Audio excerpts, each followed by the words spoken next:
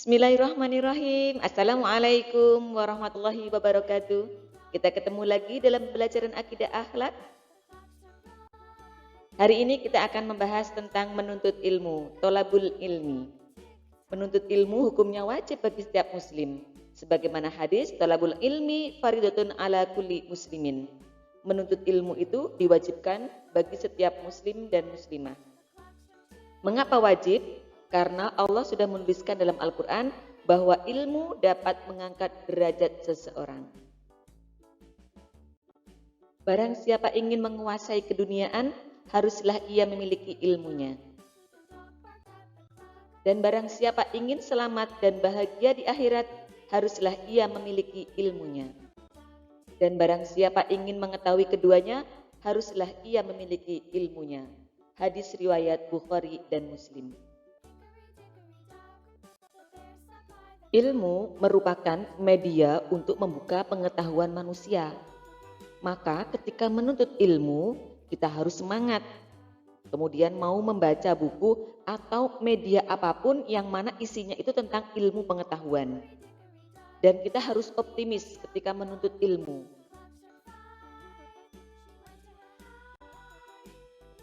Imam Syafi'i, seorang mufti besar Sunni Islam dan pendiri mazhab Syafi'i, beliau menuliskan dalam sebuah buku pada bab Qafiyah Nun bahwa seseorang itu bisa mendapatkan ilmu dengan 6 syarat. Syarat yang pertama adalah az-zaka, kemudian al-hirs, as-sabr, al-mal, al-irsyadu minal ustad, wa tuluz zaman. Mari kita bahas tentang 6 syarat untuk mendapatkan ilmu. Yang pertama adalah az-zaka, kecerdasan yang didapat karena usaha. Apa usahanya? Contohnya, mencatat saat guru memberikan materi sehingga nanti bisa digunakan untuk mengulang pelajaran atau untuk diskusi dengan temannya. Ada beberapa kecerdasan yang dapat dikembangkan yang ada dalam diri manusia. Di antaranya adalah logika, spasial, linguistik, gerak, musik, interpersonal, intrapersonal, dan natural. Syarat yang kedua yaitu memiliki kemauan yang tinggi untuk terus belajar dari berbagai macam pengetahuan. Untuk apa? Agar semua mimpinya itu tercapai. Dalam bahasa Arab disebut al-hirsu. Syarat yang ketiga untuk mendapatkan ilmu adalah sabar. Dalam bahasa Arab as-sabru. Kenapa kita membutuhkan sabar? Karena sabar itulah yang akan mengantarkan kita kepada al-himmah al-aliyah, cita-cita yang tinggi. Dengan kesabaran itulah apa yang kita cita-citakan tercapai. Syarat selanjutnya untuk mendapatkan ilmu adalah al-mal. Al-mal ini bisa kita artikan sebagai materi atau biaya. Biaya untuk apa? Untuk bekal dalam menuntut ilmu. Contohnya Kiai Haji Ahmad Dahlan. Beliau harus mengeluarkan biaya yang tidak sedikit untuk berangkat ke Mekah untuk mendapatkan ilmu agama. Contohnya lagi Imam Malik.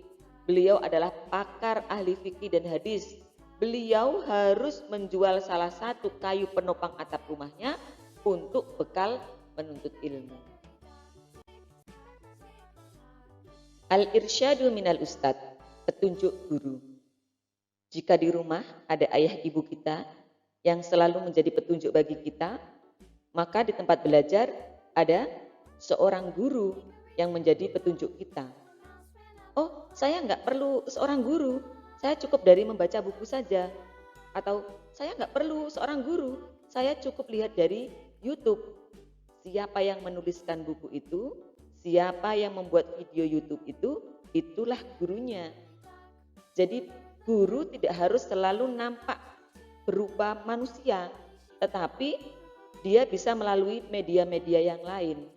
Untuk apa guru ini? Berfungsi sebagai apa? Sebagai pembimbing, sebagai motivator, sekaligus sebagai petunjuk apa-apa yang tidak kita ketahui.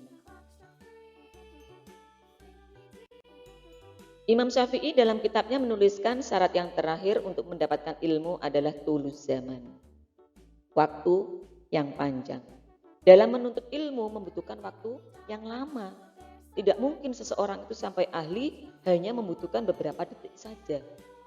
Ketika kita bisa sesuatu itu, untuk mendapatkan sesuatu yang lebih baik lagi, kita perlu belajar lagi, butuh waktu lagi.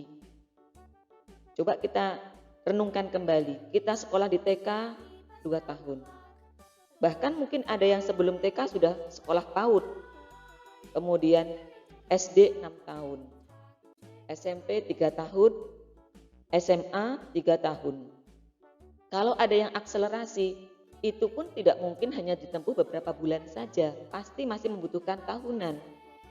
Kemudian dilanjutkan kuliah, S1, S2, S3, bahkan ada yang masih melanjutkan lagi beberapa profesi yang lainnya lagi.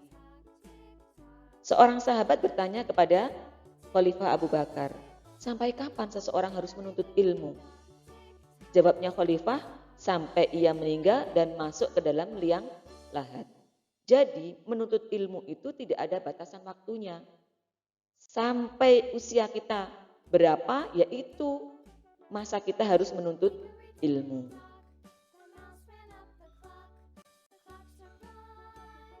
Kita bisa hidup bahagia jika memiliki ilmu, karena ilmu memiliki peranan yang sangat penting bagi manusia.